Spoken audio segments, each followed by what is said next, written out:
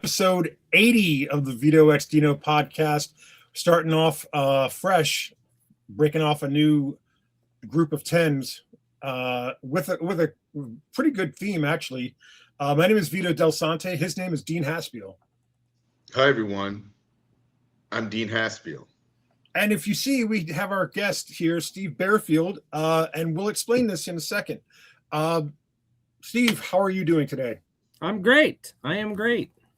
So we're starting off a cluster of episodes that will center around our Kickstarter backers.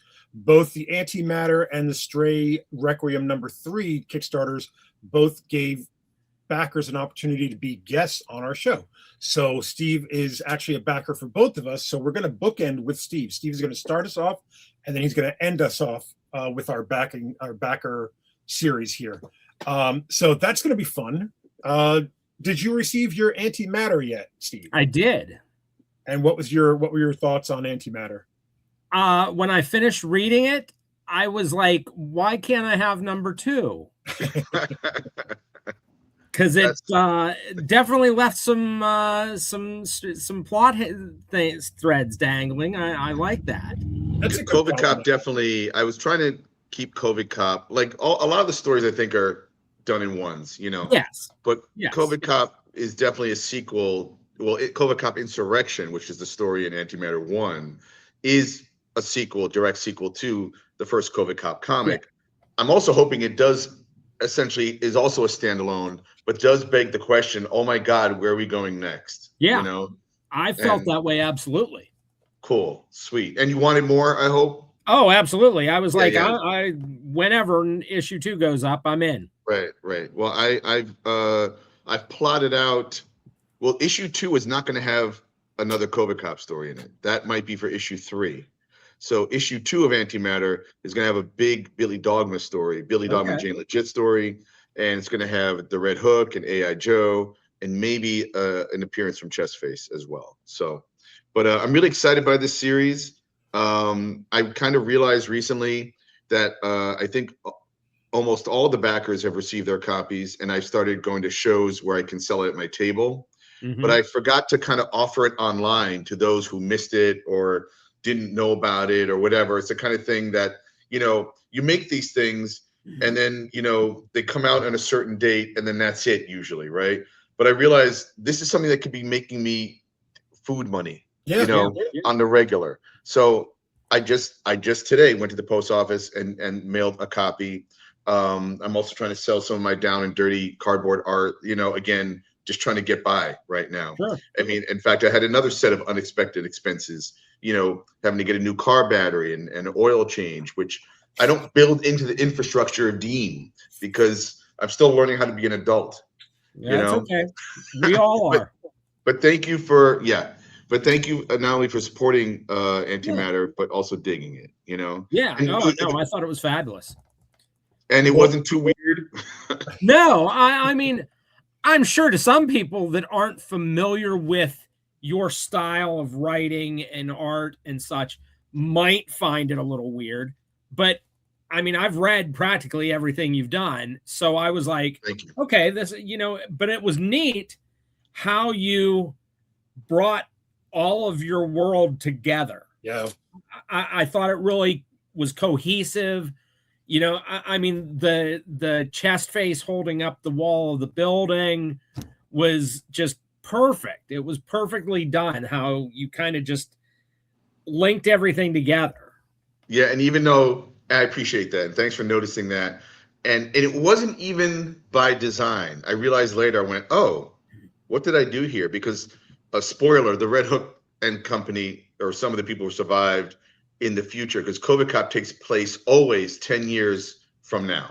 Mm-hmm. So 10 years from now, it'll be 10 years from now, you know, kind of a thing. So we do discover that the Red Hook and certain people have survived as well.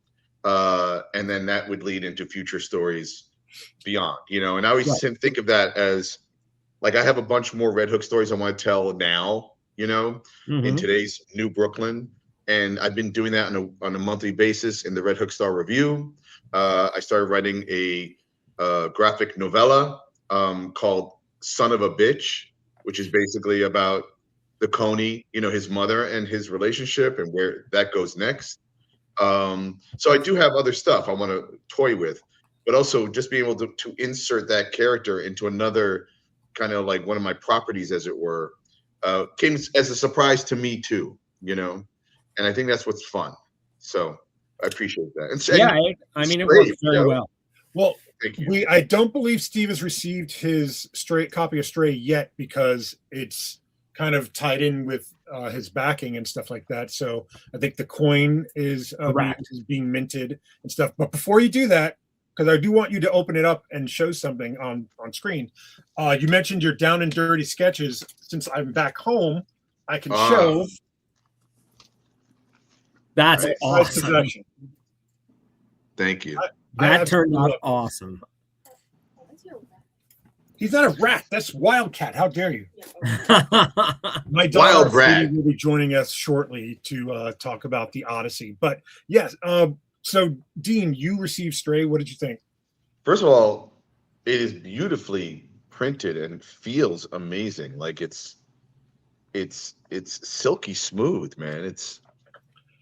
I wanted to make sure, number one, that it had a self cover and not like a oh, that's what that's called. Yeah, it feels great as a self cover. I wanted it to feel like a real comic, so you can roll it up, put it in your back pocket, that kind of thing. Yeah, and it shows the 4 covers you've done in here. It occurred to me, and I'm going to jump ahead real quick because I know we're going to talk about this issue briefly, but Superman's dog is called Crypto. Yeah. That's with a K. Mm-hmm. I could see your dog being nicknamed Crypto with a C because he's like half, cyborg or whatever, right? And the dog steals the show for me in this comic. I want the dog comic. You know what I'm saying? And there's a lot of cool stuff in here. That's probably the best compliment. Is that take a look at that. Take a look at that. Come on, man. How is Marvel and DC not hiring you? And then there's this moment of memories, Yeah, the dog remembers everything. That's remembers everything. By the way, you're so corny. Can you say that out loud, Steve? Brayfogle R. Pax Monday. Maximum Security. So you know who Brayfogle is? As in Norm Brayfogle. Oh, yeah. Come on. Here's the thing. I'm corny, right? Yep. Do you see the warden there? We're gonna do Easter eggs now. You see the warden there? Yep. His last name is Grant. That's Alan Grant, and we did this before he passed away. Oh, and then you did something with Wade in here. Governor Wade. Wade. Mark Wade. Greg Rucka is one of the guards at the security. Okay. I mean, yeah, Greg Rucka. I mean, good God, everyone's gonna have an appearance in here. No, it's a cool comic. It's a lot of fun. Sick and Boy is what it's all about. Yep. I mean, again, we were talking the other day. This really cool Breaking Bad prison fight scene, and we were talking the other day about how you should do a second spread of the fighting, no words. In fact, you know what this reminded me of real quick? Have you heard of a new movie coming out called Motor City? Yes, the Alan Richardson. Yeah. Apparently there are 5 lines of dialogue in the entire movie. And it's like a 1970s kind of action, pastiche. But I think that a lot of what happens in the movie, which I'm a little concerned it'll just be like a music video, is that there's a lot of music that like full songs maybe. And I feel like The Bear does that. We'll play a whole, I don't know if you watched The Bear or Steve, you watch it. Sometimes they'll just play a whole Bruce Springsteen song or something. You're like, geez, Louise, chill out already. I mean, I love The Bear, but I don't know if you finished it. Did you finish The Bear? I didn't. I haven't watched it. I've never watched it. Steve? I finished it. Yeah. Yeah, I thought it stuck. I absolutely thought it stuck the landing. Come in. I actually thought the last season was pretty creative from the fact that most of it all takes place within the span of a day. It's a day. It's like The Pit. It's almost Yeah. like the Pit in that, the Pit in Pittsburgh about every hour is like this medical drama, And then there's another story in here in black and white. And my question to you, Vito, was, is it black and white on purpose? It's black and white because we took too long. There It'll you be go. it'll be colored probably for the trade paperback. And the only reason why I asked that question is because a page like this, Yeah, it's a little hard to follow. Color would have helped it out a little bit. Yeah. But it's a beautiful book. It stands right up to any. Oh, and I was looking at this Purple Heart. So this is the thing I wanted to show Steve. Okay, that page. Now, Steve, if you look at that, there's 3 comics being teased there. Yep. Underboss, which is we've talked about on the show. Correct. Coming winter of 2026. Strayverse 4-in-1, which is I'm going to try to do an anthology like Dean next year. And then that one. Stray Crucible. You see what it says on the top there? Coming soon. Sean. Oh, that's awesome. So yeah, Sean and I have already started working on it. That's awesome. Is it a one shot? Is Stray Crucible a one shot? Stray Crucible is going to be a graphic novel. And what's messed up? One of my COVID Cop stories coming out was, I did Insurrection. I did COVID Cop Insurrection. The next one was going to be called, I think, COVID Cop Crucible or Crusade. But I'm playing around with it. But and then this is Stray Requiem, which Requiem is 8 issues, right? This is issue 3 of 8. Mm-hmm. And then you might collect 4 issues at a time. 4 issues at a time. So once we get number 4 done, it'll be part 1, Stray Requiem part 1, and then Stray Requiem part 2 for 5 through 8. Before we move on, what's up with this background? It's just a background that our friends over at Carrie Sanders and Drew at Splash Pages, everybody over there, this is like they've allowed us a place to record, and it's just a background that I picked just because it's. Is it their background? Because it occurred to me, like now that I know when I know that we have this, maybe we should concoct something that's like our characters. We should. Here's another set of comics. This one I kind of like a lot. And let's use this one. It should come up here shortly. Oh, there's the Legion. Oh, no. Was that Dark Side Soul? It's gone black. Here it comes, I think. Black is usually what we usually use, I think. Oh, I know. So what is this, like piles of comics laying on top of each other? Yeah, I like that look too, actually. That's pretty cool. All right. Well, yeah, if we can do one of our own and insert we should try to make one. That would make sense. Out from the guys at Splash Pages, what the dimensions are, and we'll try to just build something out. In fact, while we're talking Carrie Sanders, I was going to mention that by the time this show comes out, I believe, which is a Monday at 11 a.m. usually, I believe I will be talking to Carrie and gang at Splash Pages around 8 p.m. on Tuesday, July 28th. Oh, that's excellent. So come on down.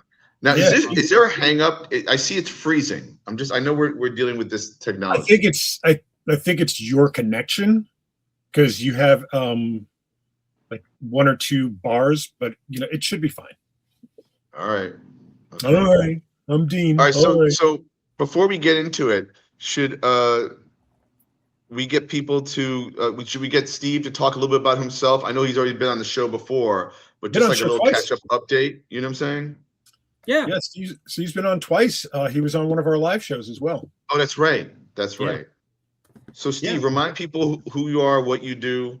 Well, as the moniker under my name says, I mean, I'm pretty much just an ordinary average guy. I've been a collector of comics since I was probably like 7, 8 years old. Grew up collecting, reading over, as we do when we get older, we become adults and get jobs, and then we have our own money that we can spend. And that's when I started going to conventions and meeting artists and creators and wonderful people like both of you. And somewhere along the way, I became friends with everybody. And, you know, as fate would have it, about a little over a year ago now, at 3RC in Pittsburgh, you guys had mentioned that week about potentially someday having a fan on. And I just told Vito, I said, sign me up. And like 2 weeks later, we did it. Yep. And, you know, I mean, I watch you guys all the time. I try to catch it every week. I've been a little busy with other things the last few weeks, so I've been playing catch up. I finally watched 79 this afternoon, so I'm completely caught up. That's why I was like, okay, Vito needs to remember to show the Wildcat sketch that DINO did. But yeah, I mean, I'm a collector. I'm working on the whole writing thing. You know, I was going to ask you about that. I remember you mentioning that at one point. It is one of the other, always it is a challenge. The last few weeks I've been working. I was asked by Bob Almond. I'm writing a piece on one of the Inkwell Award winners. So I've been working on that for a couple weeks, and actually I have to do some edits on the piece I wrote tonight after I'm done with this, to get that out to him. So that's nice, that being asked to do stuff like that and receiving great feedback that I can write like a bio type thing. And I know last year I did a piece on Al Milgram that Dean was gracious enough to give me a quote on. So that's a good thing. But I'm kind of working on two different scripts. One that I talked to Dean about last year is something that like a little horror type piece. Didn't you show me something and we went through it? No, we were just kind of talking about it, and you know, we went through it, and you you gave me great advice, and the one piece of advice that you gave has helped me move everything else along. Oh, cool. Because it's basically the story. What it ends up being is a story about during one of our last conversations, I had asked my mother, who was at the time in her last days battling cancer. And I asked her what it felt like to her. And she said, it's like I'm being chased by someone trying to kill me, but there's nothing I can do to stop them. So when this kind of suggestion, some local artists kind of brought up the idea of doing like a anthology type book where everybody kind of tells a horror or dark themed story. I thought, you know, what a great concept for that. So, you know, I was telling Dean that basically I'm having a woman running through a cemetery, and she's being chased by like a mist that's attacking and obviously trying to kill her. At the same time, there are hands coming out of the ground to pull her down. And Dean's suggestion, and I swear if this thing ever gets published anywhere, Dean, you're getting some sort of credit on this, because it was genius. Because my idea was the very last page would be the splash page of my mother's tombstone.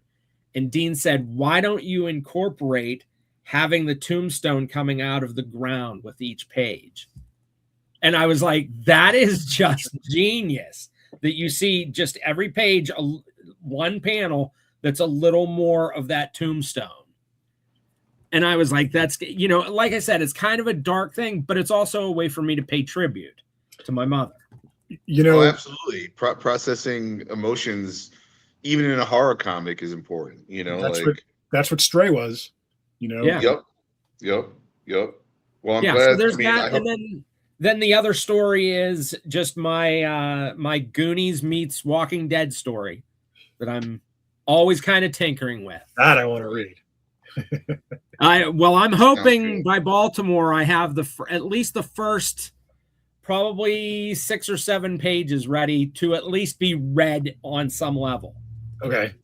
So, because that's my goal, is to bring that. I want to bring the 8-page horror story, and I want to bring the first 6, 7, 8 pages of the other story for you guys to read. Cool. So Vito, for some reason, this is asking me to leave the site or something. I don't know what's going on with my connection. It's kind of shutting. It's almost like it's shutting down my computer. Okay, why don't you? Do you want to try to do it on your phone? Or I can try to like exit and come back. I don't know what Yeah, is going on. try Like, that. everything is slowed down big time. Yeah, I noticed the balloon in the back is very disturbing. The way it's Oh moving. yeah, it keeps moving. But yeah, Should I hop out and try to come back in? yeah, absolutely. It's the same try link, that. so you don't have to worry about anything. So like I that. hit the red exit button. I'm still learning this. Yeah, Okay. maybe. Maybe. I don't know what's. Or you can just close the browser entirely and then just re-click on the link. All right. Something's going on with my laptop. I was going to say, do you have multiple browsers open? I do, but they usually. All right, leave. Okay, Dean will be right back. I do like that the Brave and the Bold issue that's right behind it is a Wildcat issue of Batman. Yeah. And Wildcat. Anyway, so I was interested. The reason why I was like, oh, we got to make sure Steve sees that. Nobody knows about those three things until now. You know what I mean? Yeah. Unless they've gotten the comic or they've gotten the digital or whatever. So it's kind of a reveal that we're doing. I'm going to attempt by the end of next year to do that Strayverse Forward one, which will have the Purple Heart as a recurring character. I think I was telling Dean the other day. I figured out what his story is, and when he comes back, I'll bring it up again because it's something that his insight on it was like when I told him, he's like, oh yeah. There's going to be a new character called the Green Knight, which is basically I rediscovered my love for Dane Whitman, the Black Knight from the Avengers. Okay, yeah. So I'm like, I want like a version of that, and the thing that I'm going to do is I'm going to make him more of like a Hellboy paranormal investigator, instead of like a straight up superhero, even though he will have like superhero tropes. And I can't remember what the other two are going to. The other two, Matt Major was going to do one of them, but I think he might be dropping out of that. So it might be a situation where I just added another. There is a character I do want to do. He's kind of like a Robin character based on Staten Island, but yeah. So we were talking about Strayverse, Dean, and I was gonna say, like, it dawned on me the other day that the Purple Heart is basically my Odysseus.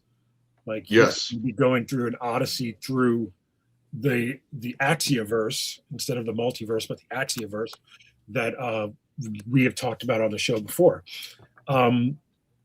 And I can't remember what you said when I told you that, but you were very encouraging, and you were just like, it makes sense that character. How did you put it?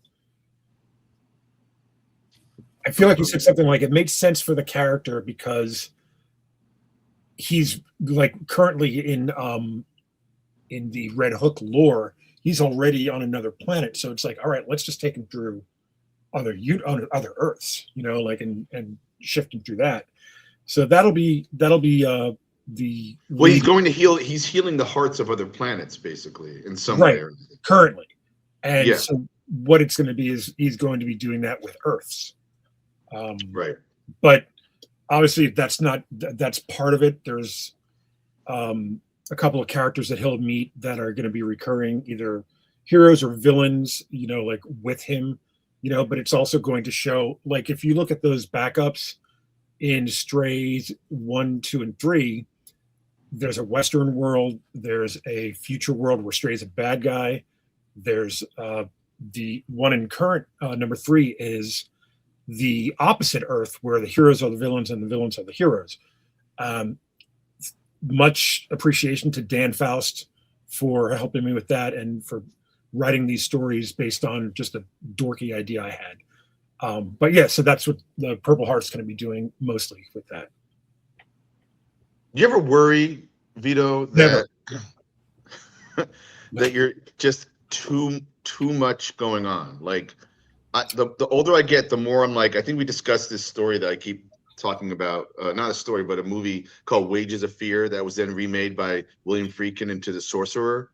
And it was a very simple plot of 3 different trucks holding nitroglycerin to go put out a oil fire, but it's treacherous and people are going to die trying to do these things, you know.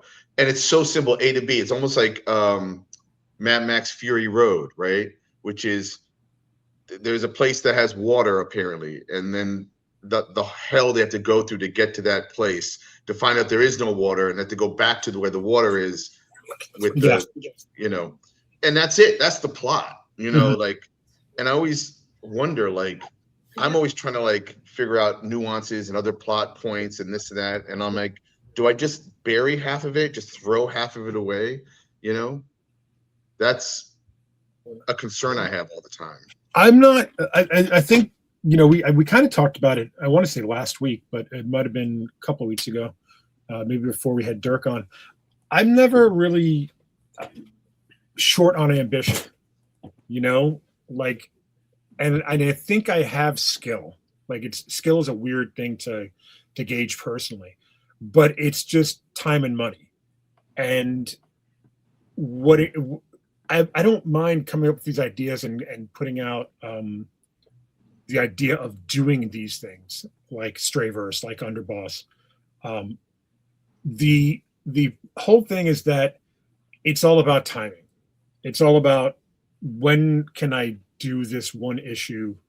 Who are the 4 artists that I'm going to work with, etc. You know, so for me, it's you know, I got to write it. Number one, like, I got to start writing it soon, and then number 2, it's like, all right, who's not gonna, who can I afford to pay to do this? But not that you can juggle 4 different comic books, but that within each comic book, there's like, how do I put it? I remember a friend of mine told me that when they watched Game of Thrones, they watched it with the captions on, because the names, they had to figure out the names, the places, who's who. They're trying to remember, and like, even just now when we were not joking, but like, you Brayfogle, Wade, Rucka, like, we know those inside jokes, but then add all the other names, Pax Mundi and this and that.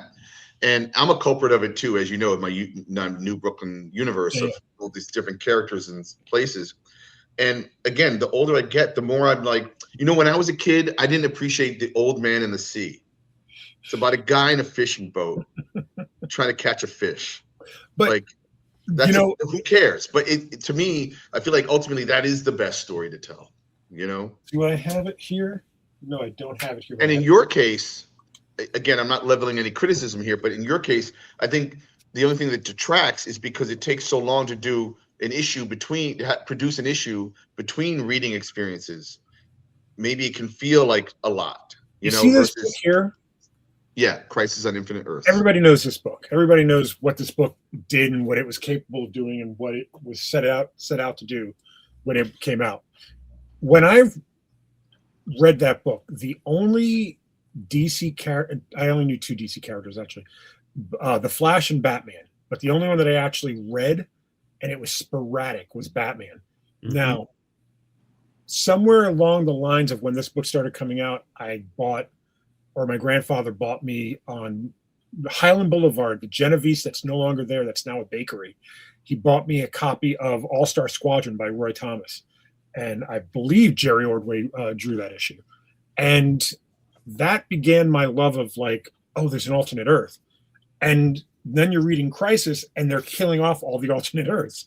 So and each comic book that you're talking about has a billion characters. Right, exactly. Like, so now that you understand that, that's my mentality.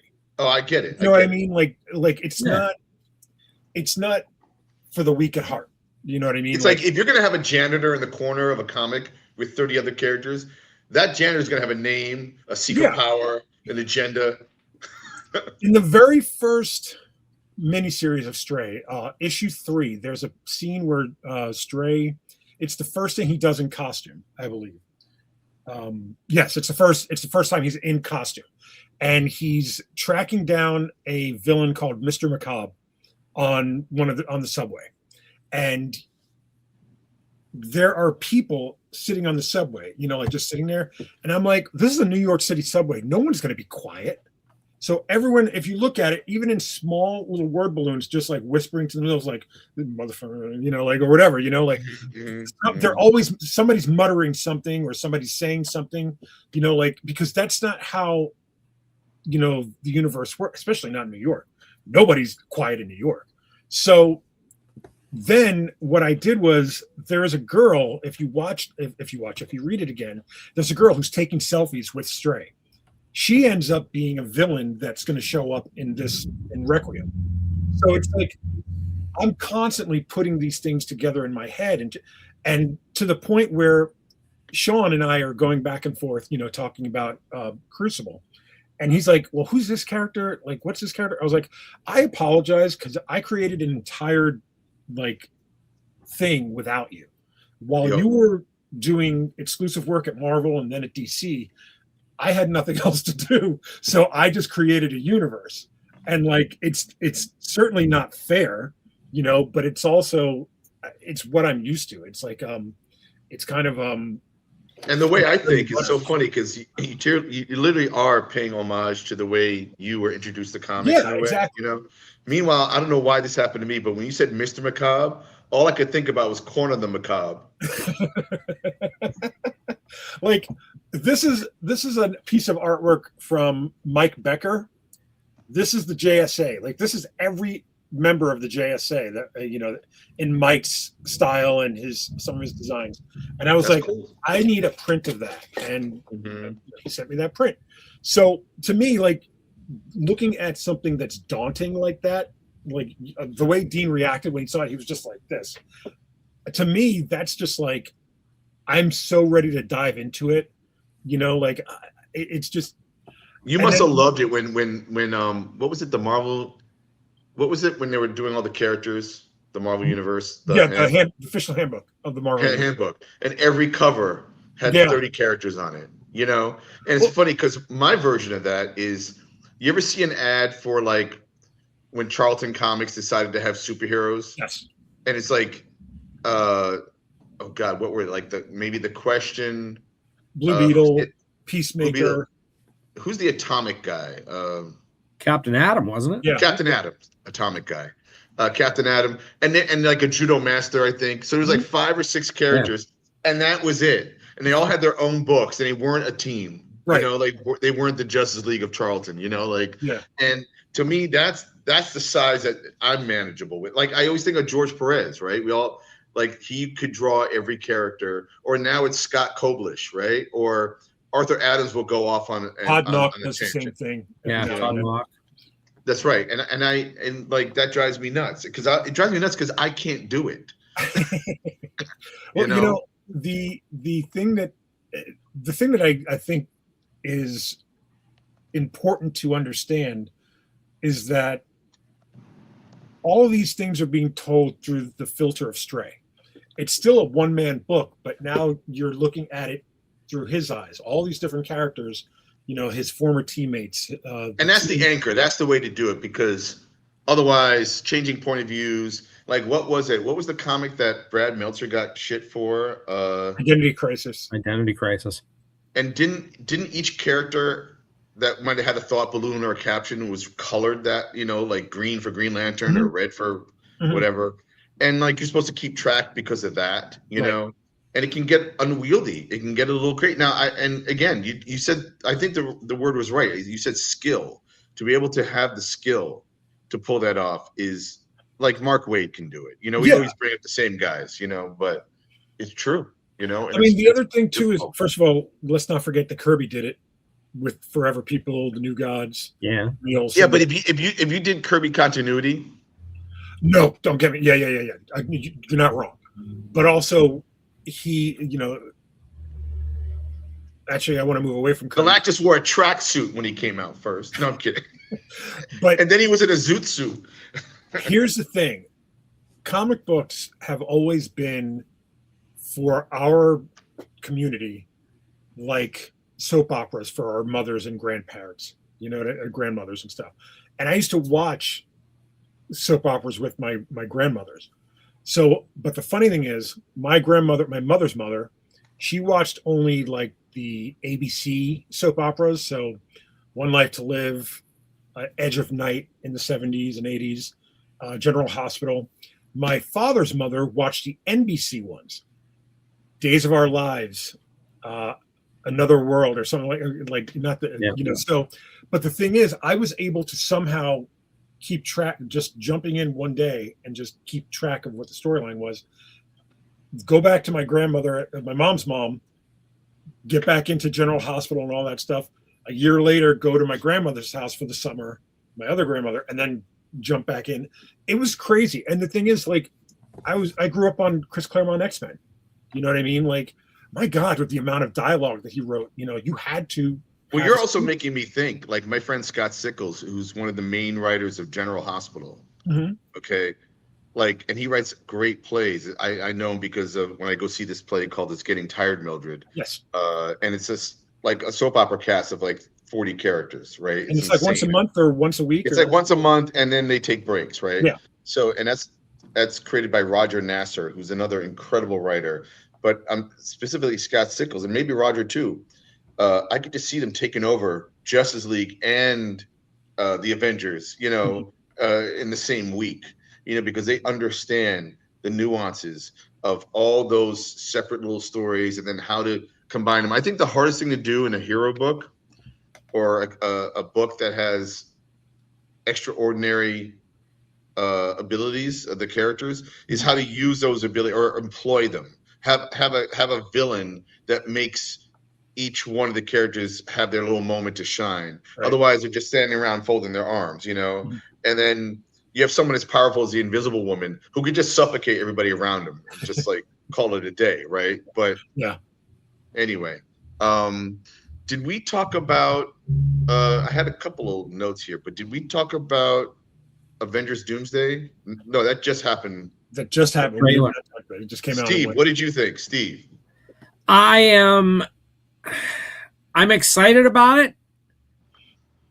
I think they gave us just enough to make it intriguing without really giving us much of anything. Mm-hmm. But it was, if we assume that is Tony or is Dr. Doom talking at the beginning of that monologue, if that's RDJ and the accent he went with, he did a great job with it. I mean, it never occurred to me that Dr. Doom would have a Latvian accent. Yeah. Or at least not that kind. It's so heavy. You wouldn't think it, but it was perfect. I think By the way, what do you think of Loki as Captain America? I don't think that's okay. I wrote on Threads that I really don't care about fan theories when it comes to something I haven't seen. I'm happy for you or I hate you. Like, I don't care. Like, I hope you're right and I hope you're wrong. Like, whatever it is. I just hope that when you sit down, you watch the movie, you don't say anything, you just watch it and absorb it, and you don't come out of it going, well, that thing sucked because my thing didn't come true. Yeah. You know what I mean? Like, no, that's stupid. That's just stupid. That's not a way to immerse in anything that's not yours. Right. And we've talked about the entitled fan, and I would think, I get it. I've been a fan of something and maybe I didn't like the way it went or whatever, but at the end of the day, that's the story that was told to me. That's the story. You don't have to like it, but that's the way. And fan theory has just become such a monopoly. The minute a trailer comes out, oh my God. And before a trailer, and now the thousands of different, now go watch someone have a theory and look at I don't do it myself. I know what it is. And it's insanity. It's crazy. Just watch the movie when it comes out. I do like watching breakdowns of the trailer, like things that I might have missed, like, oh, here's a little image of Franklin Richards that you didn't or now they're like, there was a person there, but they took him out because they don't want to show you who's there. Yeah. I'm not going to say. So The other theory that's running around now, so Sadie Sink is in the Spider-Man movie that comes out at the end of the month. And everyone was thinking she's Jean Grey, and now everyone's saying, no, she's a different mutant. She's Firestar. I'm like, I do not care, man. I don't. I just want to watch the movie. Why would Firestar? Who cares about Firestar? Exactly. Who cares? I mean, the way you make who cares by telling a good story. You know, like. Right. And so I'm down.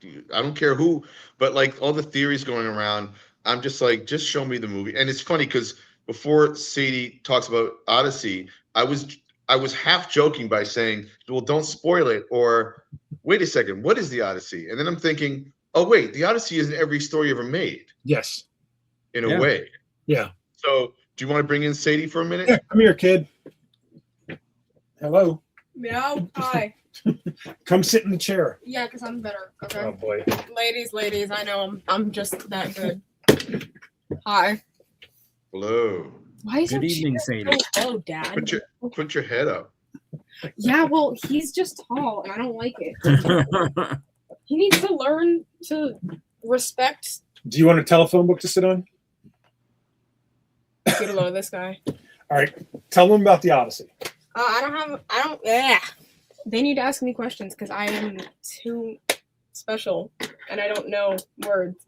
Well, no. You had feelings about seeing the movie, or is it about the story or the movie or what?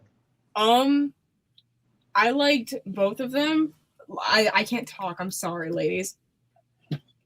You can talk. Well, she had a couple of jaw-dropping moments during the movie. My mom cried like 3 times. I almost cried twice. Oh, you see, you're gonna. All right, keep talking. And and you know what it is? It's not that anything specific happened.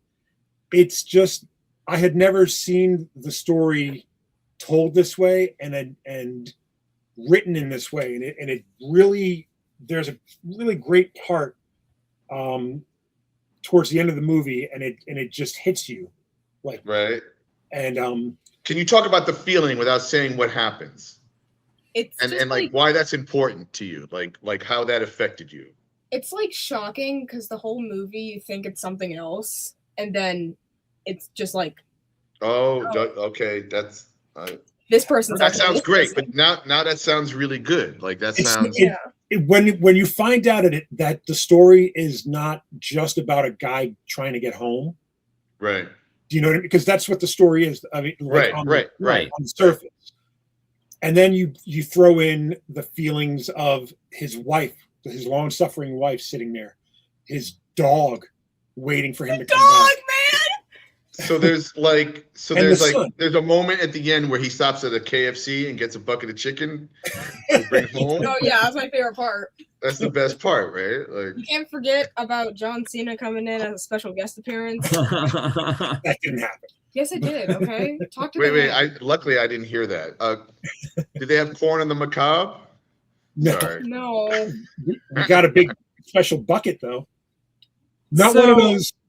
Like, this would be my question for you, Sadie. Did the movie make you at all want to go and like read a novelized version of the Odyssey? Honestly, yeah. Okay. Before the movie, I had my family watch there's a musical version, and the musical version is told differently than the movie, and it has extra things that weren't in the movie and things that were there and weren't in the movie. So yeah, there's an entire fight scene, or not a fight scene, but a scene with giants in this movie that wasn't in the musical. So I was like, wait, I don't know who those guys are. You know, like I think I said this to either Dean or Matt Major. I said, I don't think I've ever read the book. I've never read the book. I've never read it. It's somehow a part of the collective consciousness that we all know what the story is. It's almost like a Joseph Campbell theory. Like we all know what this story is. Well, it's all about obstacles that's trying to stop you from getting home. Right. Yeah. Or whatever. And I don't know. I just think it's funny because what's it called? The Strait of Hamas? No, the Strait of Hormuz. Yeah. I keep thinking about Frank Miller's 300. Weren't they trying to stop people from coming through like a small crack in a mountain, like Yeah. it was guarding a spot, right? Yeah. I keep thinking that's what's happening, like a modern version of 300. You Yeah. know, That's with this basically thing. what's going on over there. But And so is it a long movie? Was it like 3 hours? yeah, Yeah. We were Did it there. feel 3 hours or did it feel good? it didn't feel like 3 hours to me. It was like everything was sectioned really well. It's like nothing was rushed or anything. Oh, okay, good. I will say, like, we got our movie time was 6:30, and we got out around 10 o'clock. And I'd never looked at my watch, but I probably could have sat there for another hour. Right. If like I was just invested so much. Sure. Oh, that's so cool. And okay, so here's the other thing you have to know about our movie, our Odyssey viewing experience. We went to see it in 4DX. Do we know what 4DX is? No. I've never seen one, but I've read about them. God, Sadie, go ahead. quiet coyotes. So obviously it's a movie theater, but the seats tilt back, shake. There's mist on the person in front of you seat shooting out at your face. You have a choice where the button doesn't work half the time, but still for water to or not to shoot out from the seat. Which, by the way, in one of the scenes, maybe an hour in the row in front of us and right in front of Dad, one of the seats broke, and he had to get a worker to quite literally smack the seat and get it to work again To stop squirting. Yeah, because the water kept shooting out. That was just someone pissing. They were, There's also like lights and Dolby sound and everything like that. So it's an immersive. that's too much, man. That's crazy what you just thought. So to understand, we saw The Flash, the DC version of The Flash, in the same theater. Not knowing it was 4DX. Right. This was last year. And it was jarring. But in watching this movie with that experience, there was something very immersive about being in a chair that rocked while you were watching a scene that took place on the sea. Like it wasn't jarring. It was very, again, I keep going to immersive because it just felt Well, like, I mean, it's not sensual, but you know what I mean? Yeah. Sensory. it's also IMAX, so you're looking at that big screen. So you're not missing anything, but you also feel like you're part of it in a way. And it wasn't. That reminds me of a ride. There's a ride at Coney Island that you get on, and we're all in seats, and there's a big screen, and then like it's like you're in a truck or something, and it's going over rocks or over mountains or in the water, like, and you're all over, and you have guns and you're shooting at it's insanity. At least I know it's like a game at that point. It feels like a game. This is like being in an amusement ride or like some kind of like Disney parks adventure or something like that. Right. But because the movie is so, honestly, so well made, it didn't detract from the movie. Like it was almost like perfectly cued to what the movie was. I thought maybe it would have been distracting a little bit to have the seat rocking and Mike Tyson launching you across the theater. But it wasn't. It was like it kept you it felt like you were in the movie genuinely. Oh, I wish, you know what? The last time I had that experience, but without the actual seats moving and things spraying and all that, I remember the last time I felt like the theater was moving was when I saw Mad Max Fury Road. And I was just clutching the sides of the chair and just like trying to avoid what was in front of me, kind of a thing. Yeah. It was crazy. It was funny because they started the 4D stuff during the trailers. And like the first trailer they did it with was with Spider-Man with Brand New Day, and it didn't feel right. And I don't think a superhero movie is the type of movie to see with that kind of thing. Right. But this one was. Yeah. Right. So what do you rate it, Sadie? Like A? Does it go in S tier? It goes in S plus. Wait, what's an S? Okay, so So Gen Z and millennials have new ways of ranking things. S goes above A. S is like superior. Okay. Means, I think. So Yeah. is I inferior? I don't think there's an I level. I don't know. What does it go? S, A, B. It's S, A, B, C, D, F. F, yeah. It's just one extra rating. And then there's X for rated X. She's 13, Dean. I know. I'm sorry. Talk to the hand, bro. All right, so thank you, Sadie. I'm going to take my chair back. She's not going to leave. What was that noise? Don't applaud for me. No. No, we're not applauding. I'm screaming. All right, for some reason I'm freezing all up again, guys. He's trying to take my seat, guys. This is not nice. Anyway. So I'm Vito, protesting against you. Yes. in all honesty, the tech of this StreamYard seems to be messing with me for some reason. I don't know And- why. I mean, you seem fine. Well, it's just I don't know what's going on, man. Like Now I'm you're just frozen. frozen. Yeah, your video seems to keep freezing up. Your It audio freezes all the seems to be- time. But this is the thing, like we didn't have this problem with Zoom, so now I'm wondering Hey. what the hell. Yeah, we're just like I said, I was trying to try something new. No, I know, and I'm wondering if this actually asks the laptop to take more juice to run it or something. I wonder. Laptop. Lappy. You know, Lappy focus. am I doing anything wrong here? I was going to say it could just be a connection glitch because you seem to be all right. Yeah, but it's a Well, now beautiful you're- day. It's a beautiful day here, and like Yeah. there's no problem. So I don't know what is going on here. Because you said to maybe go on my phone, which I don't want to do, but I'm willing to do it if it makes it better. You know. Mhm. I will say regarding the Odyssey, it is, if it's not the best movie of the year, it's definitely the best movie I've seen in a long time. I mean, I don't know what to expect from an Avengers Doomsday except for like a gangbang of superheroes, but I am looking forward to it. But I don't think anything compares to this movie. This movie is an achievement. Is the best way I can put it. Like it I is gotta see just it. like technically superior to anything I've seen. It's crafted. I've never movies are made. This movie was crafted by Christopher Nolan and his crew. Like it's absolutely amazing. Well, I know it's all sold out everywhere, so I'll see it eventually. Yeah. Yeah, I mean, from I put very little into comments from the peanut gallery online, but every argument I've heard against it is the most ridiculously just absurd stuff. All irrelevant.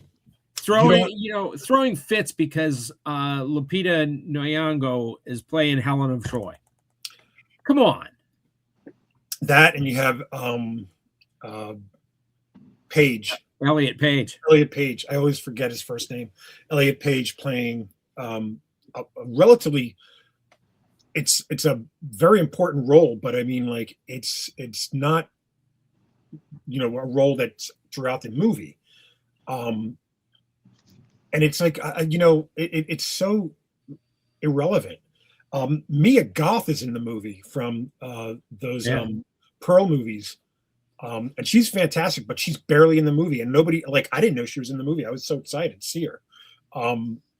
But to the point that even Ben Shapiro goes, this movie's an achievement, regardless of the fact of who's cast in the movie. Like Ben Shapiro, conservative, bore, the guy that, doesn't know, oh boy, I gotta watch what I say, doesn't know what a WAP is, as Cardi B would say. Yes. Did you get that, old man Dean? I did. I Okay. did. I'm just confused. I feel like I gotta hop out again and try to come back in. Hop out and come back. It's Yeah.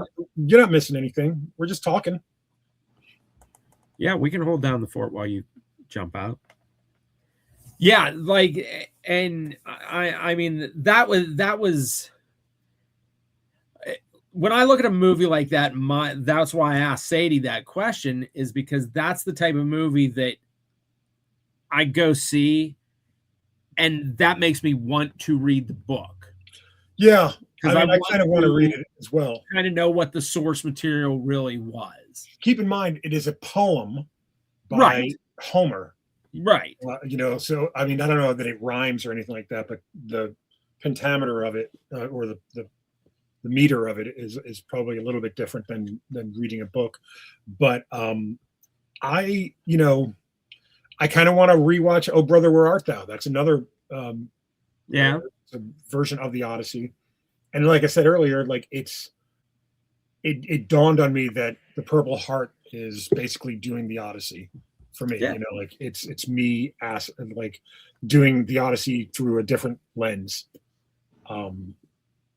But I can tell you this much: I don't go to the movies very often. I want to see Supergirl, but I doubt that I'll see it before it gets taken out of theaters. I'll watch it on streaming. That's fine. I want to go see Spider-Man. I'm going to make an effort to go see it because I do want to see it.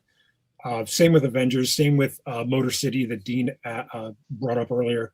But most of the time, I watch movies on my phone, like just because I can shut out the world. I can, you know, sit there and like even watching on my computer, people are constantly, you know, coming through and everything. And it's hard to focus. But if I have earbuds in, people are like, "Oh, he's probably watching something." So I can focus. Like I watched the last Captain America movie on my phone. And like, it's not the ideal way to watch anything.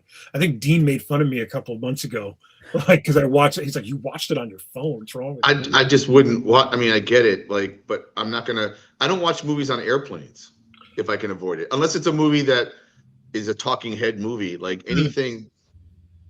I don't know, man. And then there's laptops that people like watch a lot of stuff. In fact, I was invited to maybe do some watch parties. I was like, "What's a watch party?" It's like where someone streams a movie and you're connected through your laptop. I'm like, I want to watch it on my big screen TV when I watch a movie. You know, if I'm watching the news or something that's a little less, you know, optical in that way, then fine, you know. But for someone who's designed something to be seen, hopefully, seamlessly, meaning without even a bathroom break, you know, there's a way to do that, like. And then on a big screen, and in your case, you went to a giant screen that's throwing things at you. Even, you know, like even James, who's got a very short attention span, was riveted. Like obviously he was enjoying the amusement park aspects of it, but he watched the movie. Like like we watched. I think the last movie I saw with the family was the Mario Galaxy movie, and he started falling asleep at one point, you know, but like, you know, generally speaking, like he does, and that's a 3-hour movie for an 11-year-old kid who, you know, there's very little like bright colors or anything. Right. That's long. That would be long. I actually watched a movie that I was curious to see, and I bought the DVD and realized I actually bought the wrong DVD because it was censored. Oh. And I'd never seen, and it was self-censored. Apparently, there's a version of this movie, and there's a reason why when you watch it. And then there's the version that, you know, you can't. It's harder to find. You ever hear of a movie called Spun? I think.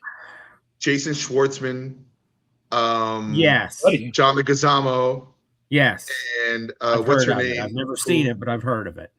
There's a blonde woman who passed away. She was in Sin City. That passed away, blonde actress. I forget her name right now, which is too bad because she's really good. And it's disgusting. This movie, I don't know why they made this movie. So did you guys ever see Natural Born Killers? Yeah. I have, yeah. So, you know, there's like a certain cutting, a certain editing and filmmaking style that's very like in your face and rapid and lots of cuts and, you know, immersive in a different way. So this movie was trying to do that, but with drugs.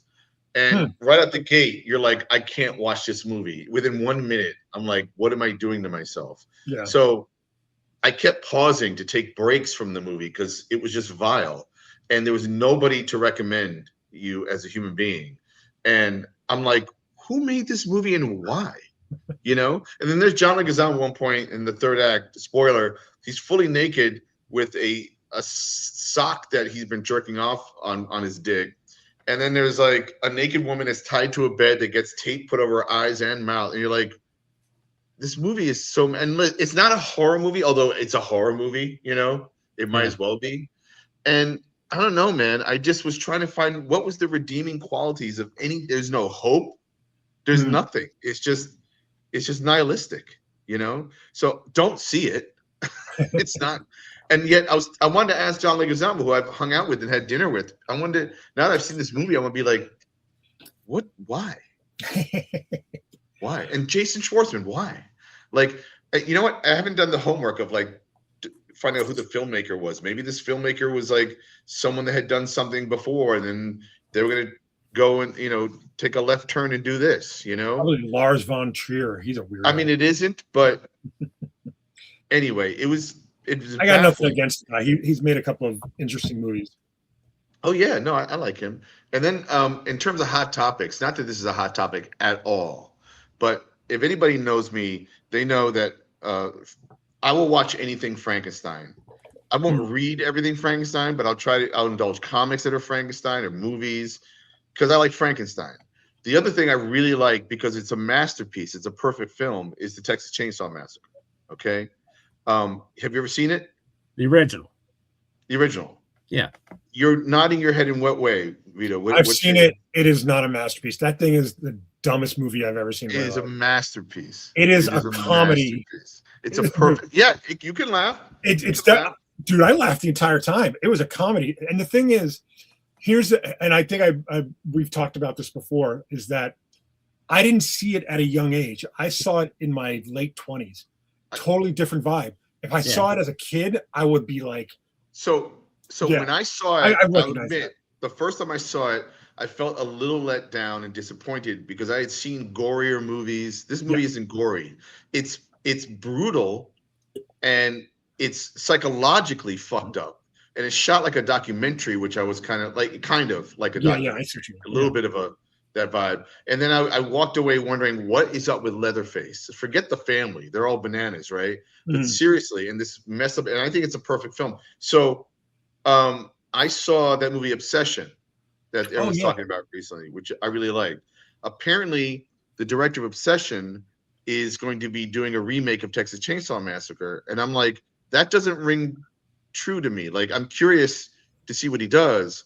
But if you've seen the movie, Steve, do you watch horror films ever? Some, yeah. Did you see a movie called Strange Darling? No, that one I'm not familiar with. So the actor Giovanni Ribisi shot the movie. He's the cinematographer of this movie. He's not in it at all. And it looks like the Texas Chainsaw Massacre. It's not the Texas Chainsaw Massacre. What's it called again?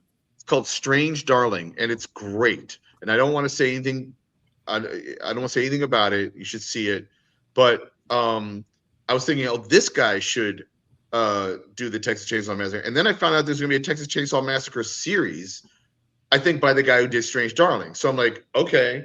But the thing I wanted to bring it up, when I'm setting it up for all of this, and yes, I've seen all the sequels and the prequels and everything else of Chainsaw, is that apparently someone is doing an animated Texas Chainsaw Massacre frame by frame, like 1-to-1 to the original. And I don't understand why. Yeah, I don't understand stuff like that. They did that with Psycho with Vince Vaughn and Heche. And Heche, but who was the director? It was Gus Van Sant. Did 1-to-1 frame per frame the same movie, and it wasn't good. No, wasn't better. I didn't learn anything, new by. So I'm a little confused by that. And so when I saw that someone was doing an animated, I was like, what would an animated Texas? And then I read, they're just frame by frame drawing Texas Chainsaw Massacre. I don't understand. And now I sound like one of those fans, right? That's like, you're doing it wrong. Like, convince me. It depends on the art style. If you did like a Gene Deitch or I want Walt Disney. I want Pinocchio stuff. That's what I mean. Like a Tex Avery, Texas Chainsaw Massacre cartoon. That would be so would creepy. be amazing. And I would be the first in line for that. That would be the chainsaw you would like. Frizz Freeling. I do think, though, Vito, I think people who recognize the mastery of text generation, it's for more sophisticated people. That's probably true. I mean, I'm not even I know you're saying it as a joke, but it's probably true. Look, man, I say that there's 3 perfect movies from my childhood. I didn't see it as a child, so I don't include Jaws, but Jaws is a perfect movie. Raiders of the Lost Ark, perfect movie. Ghostbusters, perfect movie. Back to the Future, perfect movie. Those 4 movies, like I said, Jaws I didn't see until much later in life, but I would put that in like a top 5 of perfect movies, in my opinion, not just things. No, it totally, everyone. I mean, I saw Jaws when it came out in the drive-in, the movie drive-in theater. Oh, what a great way to watch a movie. I love drive-in. And it was my first drive-in experience that I remember, and it was terrifying. And Steve, it still holds up. You're not too far from me. You're actually in Dubois. Yeah. Have you ever been to a drive-in in the area? Oh yeah. I was gonna say, I think one of them is in. There's one in Brookville. There's one on the other side of Clearfield too. So yeah, I mean, it's been years since I've been to one, but I've been to them many times. I mean, especially when I was a kid. I mean, I saw Star Wars at the drive-in. I saw Grease at the drive-in. Oh wow. And the movie that I would add to that list of what because I agree with everyone you said, Vito. I would actually probably add Close Encounters of the Third Kind. I was wavering on that one. All right, and even the reason why I was captivated by that movie. Yeah. So the reason why you were wavering, Vito, is, again, I feel like that's another sophisticated film because there's such nuances, and I can see how a kid could be like, "Mom, I'm bored," like because it's about divorce, yeah, and it's about all these other things as well. It's about the crumbling of a marriage and a household, and is he going crazy or not? Is this really happening? Right. Kind of thing. But did you guys see Disclosure Day? I know Vito and I haven't yet, but yeah, it's funny. I was going to sneak into it after watching the Odyssey, but I was like, I can't do that to myself. Oh, no way. No way. It was probably too late. Yeah, it was like 10:30, but yeah, like in terms of like the 3 that I stand by are Raiders, Back to the Future, and Ghostbusters. And the thing is, it's like especially people look at me funny when I say Ghostbusters, and it's like, well, it understands what it is. Like it's a movie that understands that it's a comedy that also adds the idea, and it's a preposterous idea of human beings catching ghosts. It's like a preposterous idea, but again, it understands what it wants to be. It's funny. It like the jokes still land, like however many 30, 40 years after it came out. And same with Back to the Future. Back to the Future, like it knows exactly what it wants to be, and it sticks to landing every time. Jaws, it's not a comedy, and you could say, oh, Jaws and Raiders and Close Encounters have Steven Spielberg in common. So maybe that's the thread there. But when a movie knows what it's supposed to be, it has to make sure that the characters are witty enough to be unaware of their predicaments, but canny enough to look at the audience and go, yeah, we know what's going on, that kind of thing. Three Amigos could be a perfect movie, but there's something about some of the jokes don't land. I think it's mostly playing on like the trope of the Western as a comedy. Works sometimes, but it doesn't always work. There's a couple. I mean, funny enough, I would argue that the 70s and 80s, there are nothing but perfect movies, left and right. Not every movie's perfect, but like you can just. Well, let me ask you. You said Spielberg, because I think Spielberg is a master filmmaker. Yeah. And he doesn't always, when I say hit, I don't mean it's not good. I just mean like maybe you resonate less with certain things and other. But this is the guy who did Disclosure Day. He's always been interested in aliens. If you had to choose between Close Encounters and E.T. E.T.'s a very And Steve, you It's too. a nostalgic feel. You know what I mean? Like it's What it is the word you just said, feel. I don't feel anything, I think, in Close Encounters. I don't mean I'm dead inside. I mean, no. like, you're watching a journey, but in E.T., your heart gets broken. Mhm. Like, I mean, didn't you feel that as a kid when you saw that movie? Absolutely. Like, Saw that movie 5 times in the know, theater. It made me not trust adults. so adults, you said? Yeah. Because think about it. The whole story is the adults trying to, in some way, harm the alien. Yeah.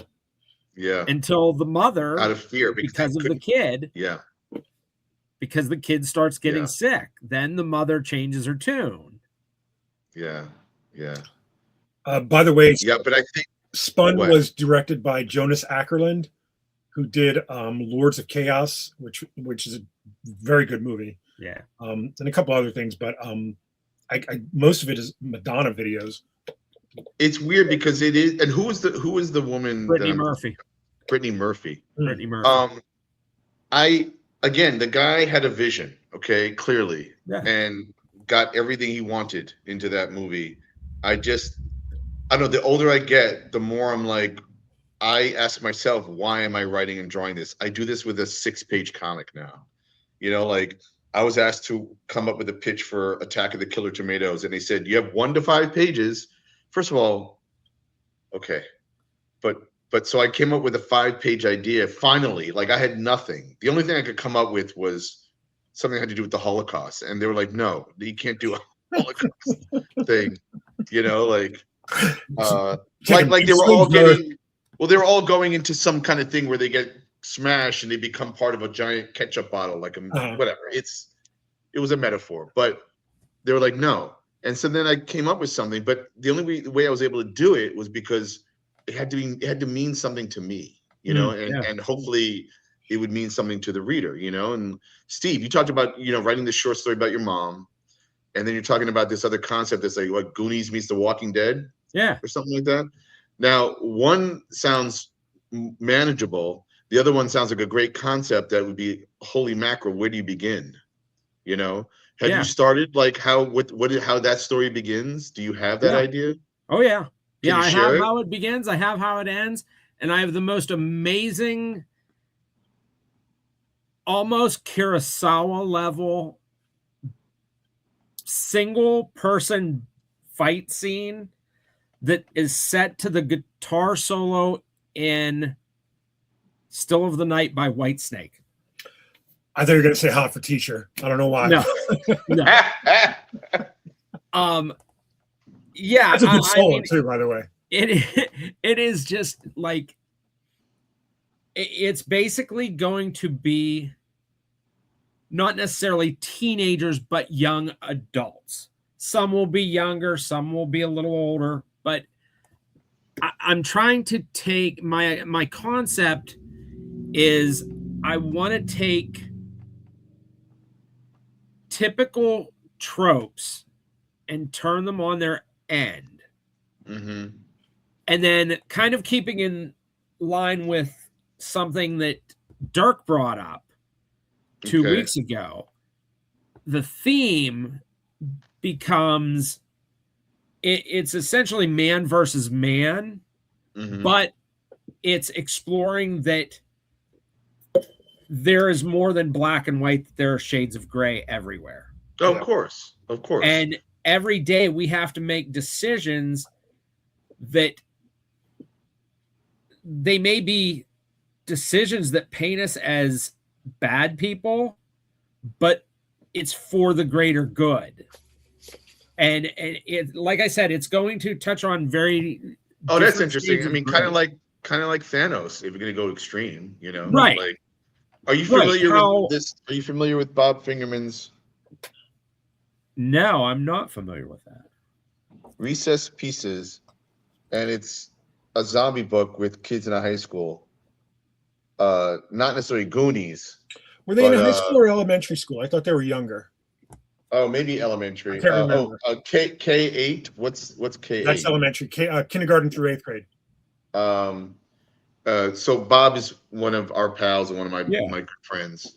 The kids of Ben Turpin, K8, have a problem. They're locked in a building where everyone from puberty up has transformed into flesh-eating ghouls.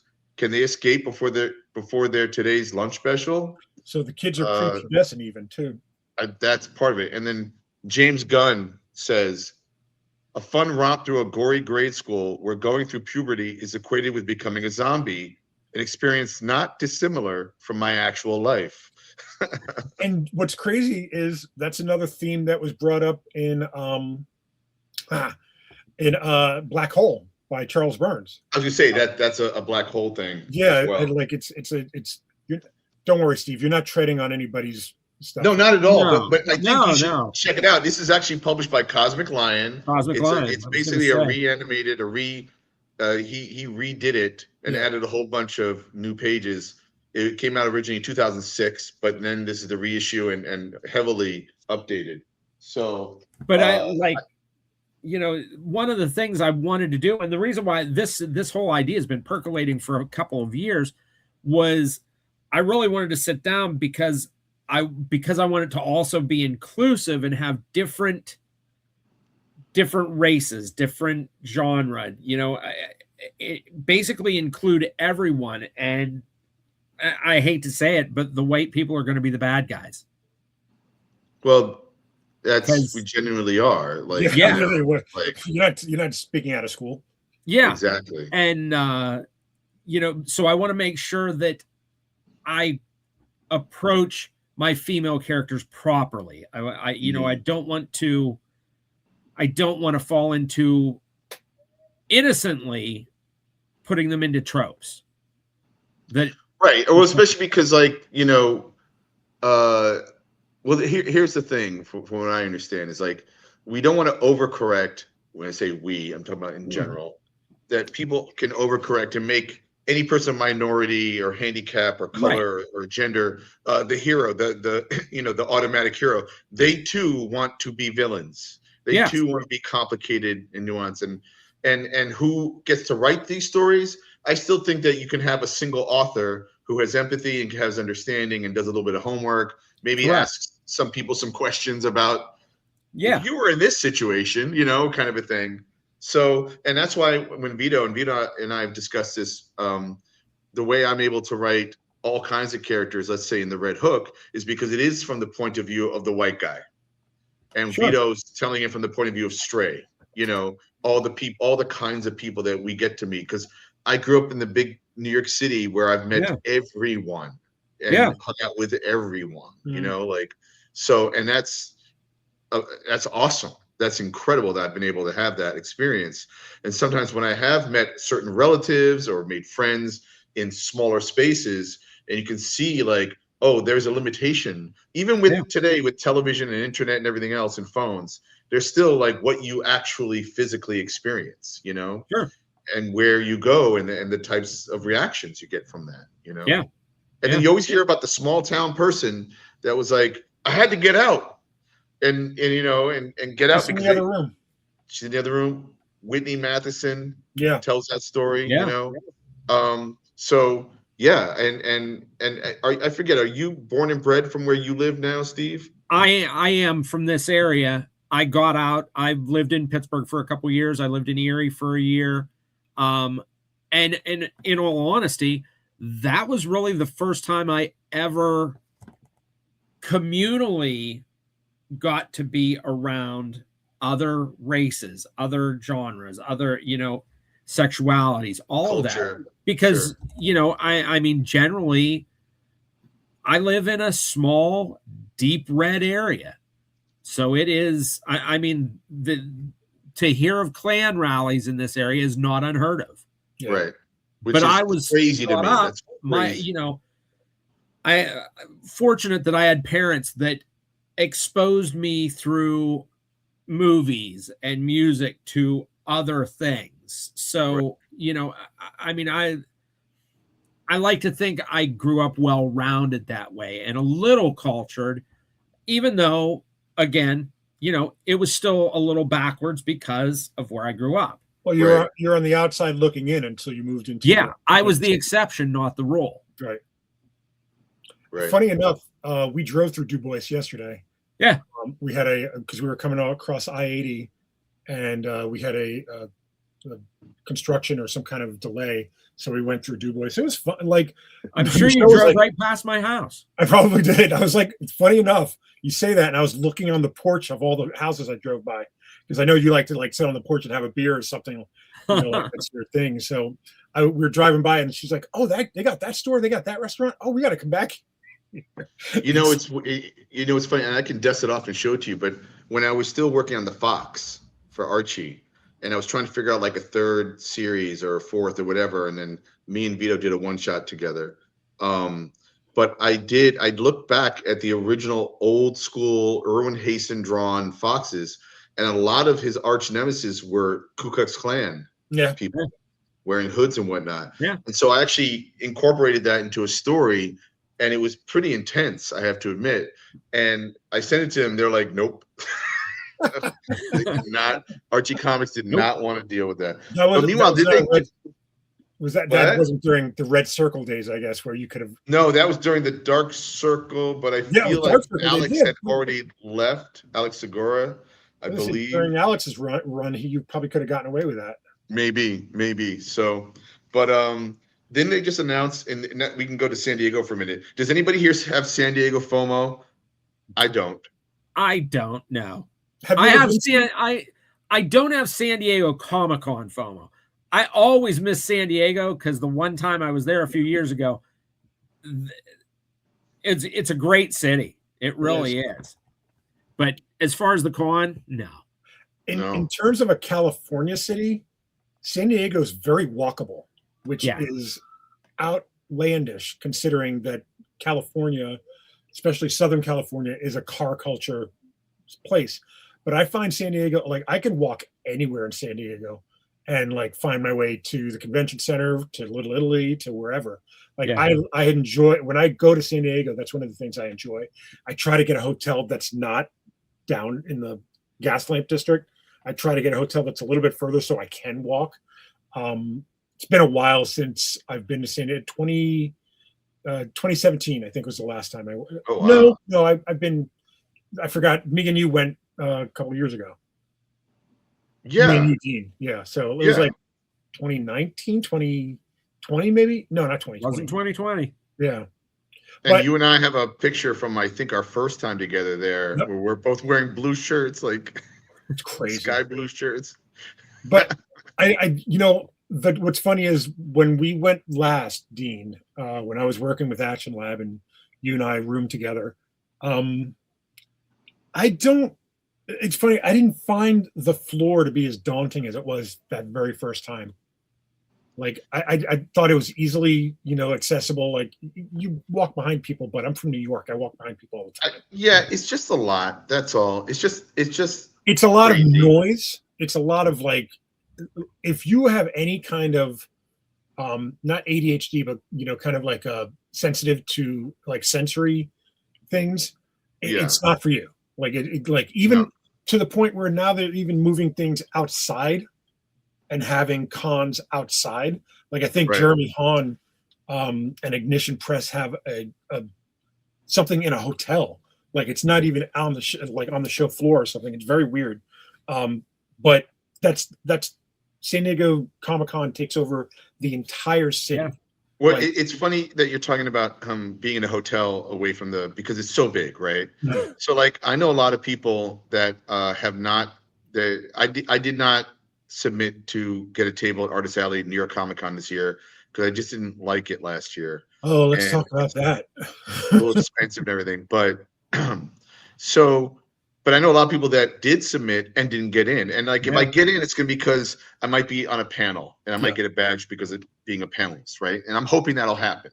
But I'm also like, I don't know what New York Comic Con is anymore. I don't really know what San Diego Comic Con is. But speaking to people who felt rejected, or that they can't get in or whatever, we were talking about maybe doing like a scab version, like of the show, like adjacent to that same weekend, and maybe try to have a show. Although I think do people really like? I've seen that done before, and like they might set up at a bar nearby of like 20 tables or something, and I don't know how successful those things really are. You know, like I think there's so much going on between the con and parties. Yeah. It's like what would the problem with those two shows specifically? There are other shows that fall into this category. Any show done by Reed Pop is a shit show. I will say it. You can quote me. You can put me on the internet. It's already on. Like I will never, until they learn how to respect comic book artists and comic book creators. Until Reed Pop does that, I will never appear at a Reed Pop show because they just do not care. They don't. Yeah, it's weird. No one can show me any proof that they care about it. I love Mike Negan. I'm not sure if he's still with Reed Pop. I'd say Mike Negan's Jr., Alex Ray when he was there, and a couple other people. And I remember when before they did the first New York Comic Con, I was invited to be a person they would talk to among other people like Neil Adams, and they were asking all kinds. So I guess I was part of the indie contingents, you know, of like, what do you guys need? What do you want? So I felt like that was a nice overture to talk to us to figure it out. But I think ultimately, yeah, those shows are really just about selling tables to whoever has money, and it's getting farther and farther away, starting with San Diego, away from comics in a lot of ways. And because of the movies and celebrity and everything else that happens, you know. So I prefer a smaller show, but then we have trouble with the smaller shows because half the time the smaller show becomes stickers and pins and prints and not comics anymore. And you're like, but wait, we want it to be comics, but then they're not really making enough money because how many people are actually showing up? And then they become curated, and then once again it's back to, do we do our own show? And then we become our own, you know, group of jerks, you know, who are just doing what we want to do. Yeah, you know? Both you and I were trying to get to Terrificon, and that unfortunately fell through because of finances, I think, on their part. In terms of like giving us tables or whatever and stuff, or I was willing to commute from Long Island, which is ridiculous, but I'd do it, just to, Well, I did text Mitch today, and he was joking but not joking. He's like, based on his budget, a guest would have to die in order to give me a table, and I don't wish that upon anybody. No, exactly. Yeah. But it's a waiting period right now. Yeah. I only have one reason to go to Terrificon, and that's just a show with Jerry. Of course. But and you obviously, and yeah. Well, but we'll see what happens. The likeliness of it happening is not happening, I think. So. All I can say is Jerry Ordway appears to be in good health, so I'll wait till next year. Yeah. He wears a mask. He's smarter than me. Yeah. He wears a mask. That's true. I look terrible, by the way. Like, I have a pimple right there. Look at these bags under my eyes. Like, I look like absolute dog shit. What happened? Well, we're farther away because we have 3 people, and then we have the distraction of comic books. And then my lighting is like, I got burned, but I always look red for some reason on these things. And I am red technically now. I tanned very well, but you can't tell. It looks, with this light, it looks pale. It's like olive green kind of thing. So I look like I'm sick. That's worse. I know that. Well, maybe you are. Stop looking at yourself. Steve, did you have? I know we were gonna, for the second time you come on, we were gonna have you kind of host the show and take over and ask us questions. Was there anything you want to talk about tonight, a little bit before we wrap up? Well, we already discussed I had like I was going to do something about San Diego. We got that. I'm looking over my notes I made today. You guys, luckily I watched episode 79 today, so it answered my question that I was going to propose of following up on what Dirk Manning was talking about how he's made Source Point more about a book instead of the floppy, a trade instead of the floppy. I was going to propose, is it time to end the era of the floppy? Especially for the big two. Well, You know? I think my question back to you would be, we can have 24-page comics, right? Let's Right. just call that the floppy. Or I remember when Black Kiss first came out with Howard Chaykin, they were 16-page black and white comics. Yeah. And they were bagged. And I remember thinking, wow, that's bold, you know. But I think that in that case, if you're doing something that's done in one experience, however many pages it is, that's you do you. Yeah. Like that is what it is. But I think what you're asking more is the serialized comic. Correct. It would be Right. more the serial, because like what you guys are doing works perfect as a floppy per se. Well, no, but Because- Stray, this is the Yeah, I was question. gonna say. Stray is like a Marvel or DC comic in that way, you know? And It that is. is the question. And we've been talking about that, I think, since the beginning of this show and Yeah. before that, you know? I would venture. I'd be so bold to say that I'm doing it wrong. Like honestly, like In 2026 terms. I would even say in 2025 terms. Just that. And what Doesn't I'm mean saying- modern, like now. Yeah. nowadays. What I mean is that there's too much time between issues because, you know, I got a job, I got a day job, Sure. you know, like I got to do all these things to make these things work, like we were talking about earlier, in terms of like all the ideas that I have, and to do this correctly, I should just wait for a trade, you know, wait until all the stuff is compiled to do a trade.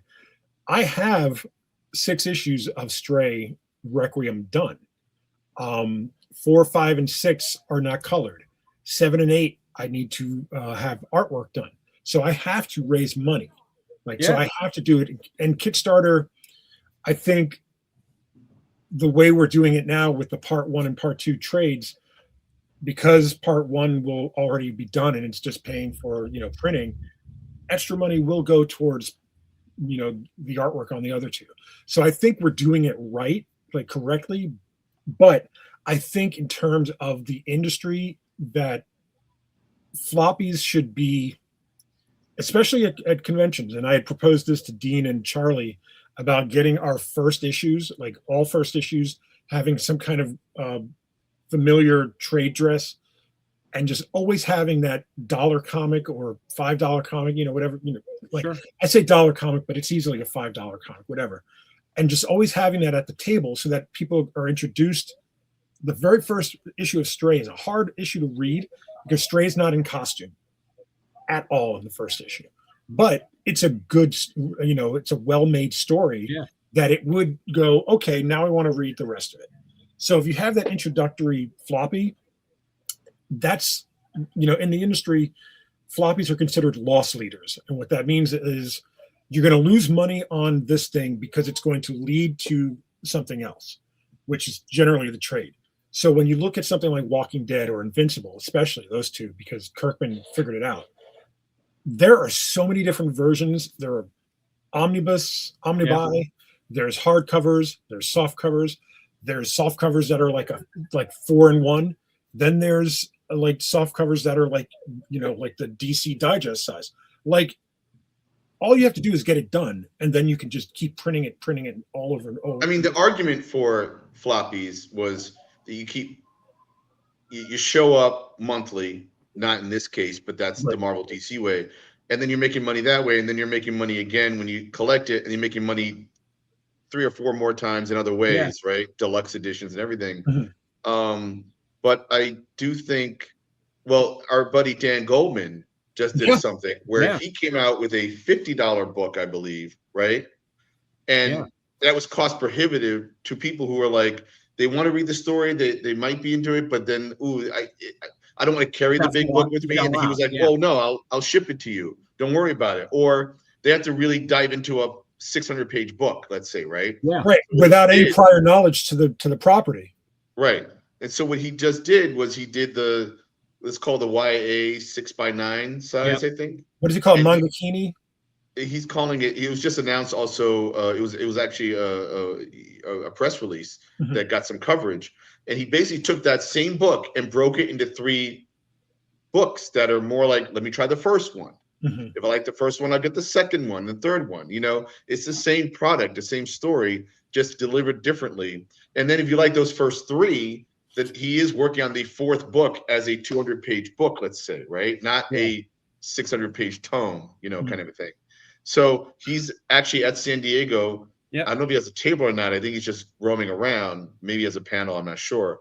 But hawking those wares and trying to figure it out. So I think that is another way. That's like a robust floppy, let's call it, with a spine. Well, and I think that's why we've seen the success of, especially with DC, with the compact classics, with them releasing the arcs in the smaller bound version. Marvel's doing it too. It does look a little too small to me when I've cracked it open. I'm like, I enjoy them. Like they are the perfect subway trip read. It's a great size for reading. It just, the lettering might be a little too small for that size. Maybe for your, that's because we're old and need glasses.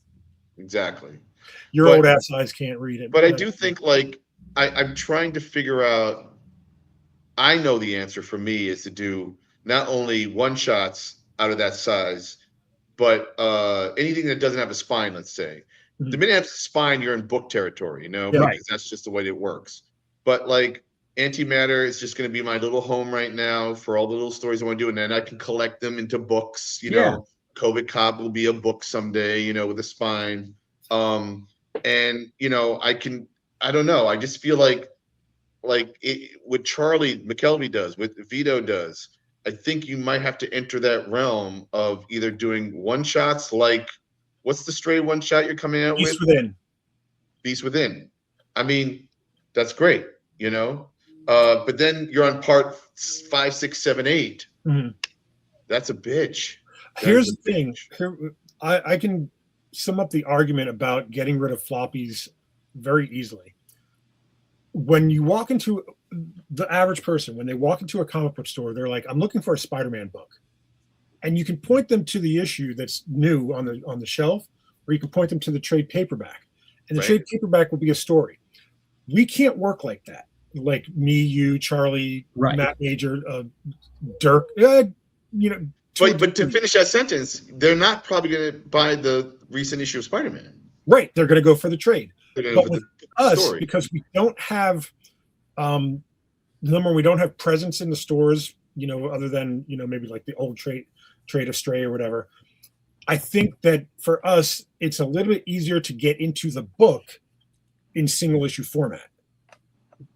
It's just, Dean is correct. It's got to be one shots. Like one shots are the way to do it. And once this series is done with Requiem, I'm doing one shots for the foreseeable future. Or Vito, if it is a longer story, which is what Sean's feel contained, but there's more. You know what I'm saying? Right. Because people want more. They like it. They want more. But tell it contained. So it's like you're tricking yourself into. You just have to write them differently. Yeah. Yeah. And then like in this case of Crucible, Sean is doing a graphic novel. He's like, why are we doing issues? Let's just do graphic novels. So I'm like, all right, cool. So I have to restructure the story to fit that. And it's very weird. You think, oh, you just take away the page breaks. But the thing is, whenever you open a book of Stray, like I have the story so far right there on the first, right on the inside, whatever. And then I always try to do like at least a page or two at the beginning of recapping what you read last time. So in the sense of in the case of issue 3, it's why is this dog a cybernetic dog? Because that's how we ended issue 2. So I don't have to do that with a graphic novel. So I have to rethink the way I'm presenting this Crucible story. So what I want you to talk about briefly is this 4-in-1. Like, what's the plan, the idea behind? You said it was like an anthology, your one-man anthology, but like give us examples of what's going in there. Well, we talked about it earlier when you were when you bounced out the first time, but just because you're here now, like Purple Heart ongoing, like recurring character, like it's basically his book, and then the other 3 will be short stories of 3 other characters within the world. So done in ones, and then so the Purple Heart is a to be continued. Yes. And then 3 done in ones, and how many pages do you figure? 24. It's going to be okay. 8 pages each.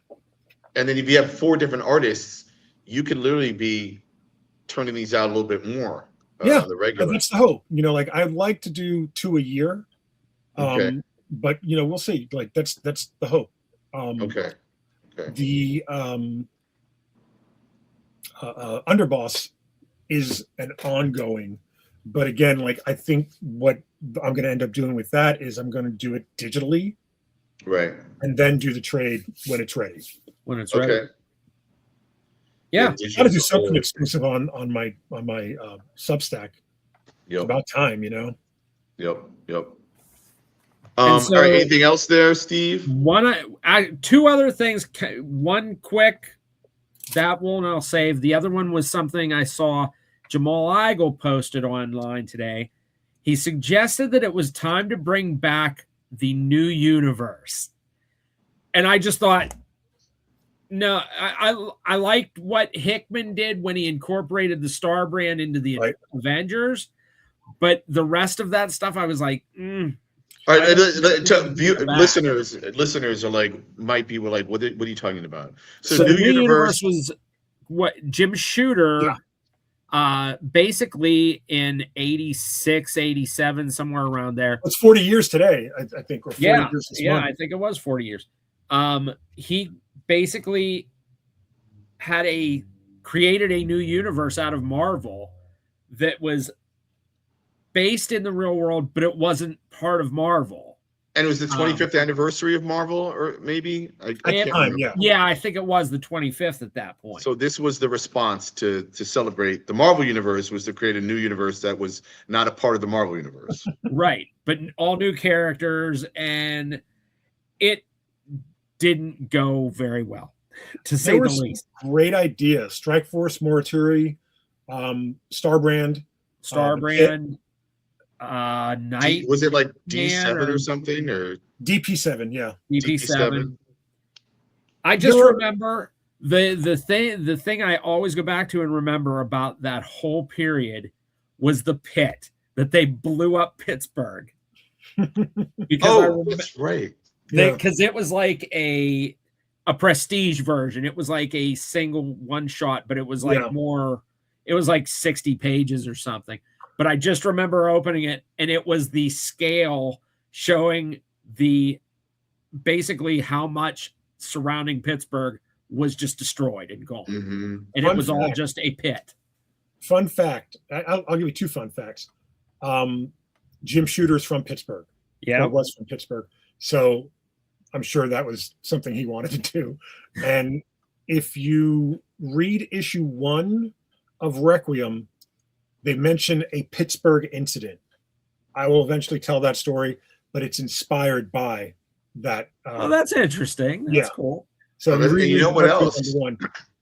You know what else is years later, a guy named Brian K. Vaughan would do a comic called Ex Machina. Yep.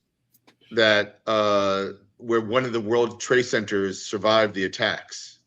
Yeah. And that just changed the way that world worked, just that little bit of business right there, So that's interesting. Oh, we're hitting I'm getting caught up again in. It's you. It is me. Okay. So there's that. And then the other thing, since we've been on this subject of Kickstarters, ironically enough today, I got a nice box in the mail from our mutual friend, Mr. Dirk Manning. Oh. So I thought I would do a little unboxing while I have it here. Unboxing should be a part of the show. Look at that. Oh, Mr. Reed, Tales of Mr. Reed. There is volume 6. What a pretty book. I mean, nice hardbound. Look at this. Nice little print inside with some signatures and a nice sketch on it. There's a sketch in there, yeah. Wow. But I'll tell you the thing I loved about this. So I somehow I've read quite a bit of Dirk's work, but somehow fell behind on all this stuff. So fortunately, he made everything available through this Kickstarter. So I was able to get not only the back issues, but I got the Nightmare World complete collection. Hold that spine out. I just want to see what it is. Like, that is God I mean, bless that's a you, thick man. You book. do some work, brother. Wow. And then also I got Omnibus 1, which is the first 4 volumes of Tales of Mr. Reed. Yeah. Whoa. Whoa. And then, This of course, goes back he to what I also was says saying. in a nice little single floppy. Oh, that's So, yeah, that's that awesome. was, I thought how appropriate that showed up today. This What is an I- industry. Going back to what I was saying about like once it's printed, not even once it's printed, once it's done, it's free game. You can just reprint as much as possible. I mean, find a good printer. Like we use Comic Impressions for Stray, and Dean was talking about like the quality of it, how much he liked it. So find a good printer and just figure it out. Like it's not super difficult. But I like that. I like Dirk is very smart about that. Dirk and Kirkman seem to have a simpatico type of thinking of how to do these things. Yeah. And then you look at Dan, God, like he did that all digitally, like released it digitally first, and then I don't know how many years of his life later put out that huge book that we showed on the show when he was on. And I tell you what, man, the work is hard, but like the rewards are plenty. Like once it's done, like just looking at that, omnibus, and as long as I've known Dirk, like just I've always seen his name in a store or like wherever. So it's just keeping with it is so, and I'm basically talking about myself, like keeping with it and just having a vision is super important sometimes. Yeah. And I mean, I'm really glad Dan's coming back to Baltimore this year because I mean, I learned about him through the podcast, and I made a point of getting the book in Baltimore last year. But now, having read it, I have so much I want to talk to him about. So many questions about the book and stuff. So he's probably going to be annoyed with me before that weekend's over. That's great. No, he'll love it. He'll love every second of it. That's a good problem to have. And I'm not kidding when I tell you. Be ready. I am planning on pretty much going to be camping out at you guys' booth all week. Oh yeah. Oh, yeah, man. you're gonna man my part of the table, man. I'm bringing a stool, and I'm just going to plant my hind end down, other than the few things I want to get done, and just hang out. And because I mean, honestly, 2 years ago, I was at the point where I was honestly considering stopping going to Baltimore, because it had just become, it felt like I was leaving work, going there and doing work, just trying to get things signed. And I was like, it lost its fun to me. Last year, between Charlie and Dan and Chris and you, Dean, you guys, it was the funnest Baltimore I've had in years. Oh, that's great. And I mean, I absolutely loved it. And so like I said, I'm going this year more to hang out with you guys. Hey, again, that's great, and I love that, and it was great hanging out with you. My screen just went black, and I don't know what's going on with my computer. That's interesting. Honestly, this is very strange, and it did it before until it came back. So I'm kind of like nervous about what's going on here. This is very strange to me. Yeah, because your camera's still working. Yeah, which is weird because you've done StreamYard shows, plenty of them. I have. So I don't know what's going on. Oh, now it's going white. Well, we're gonna. Oh, there you are. You're back. I'm gonna have to dip. Yeah, so, let's just close the show. Steve, thank you very much. Yeah, and I want to say a happy birthday to Ruby, my biological daughter, who's gonna turn 18 on August 2nd. Now it's back for a minute, but I'm gonna. All right, it was good talking to you, and we will talk again some more. We'll see you again in a few weeks, I guess. Yeah, absolutely. So thank you, Steve. Thank you, Dean. Thank you, everyone, for watching. Again, we're going to point you in the direction of the links down below. You can donate to the show.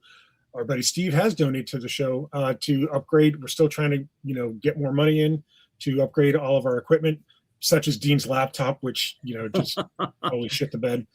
You can also buy a t-shirt linked down below, an official t-shirt, the Vito DINO podcast.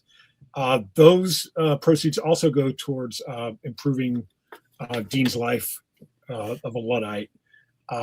Dean can be found in the links below, so can I.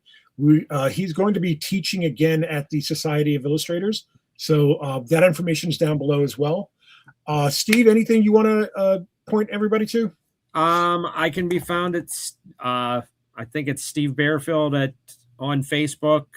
On Instagram, it's at Steve_B22.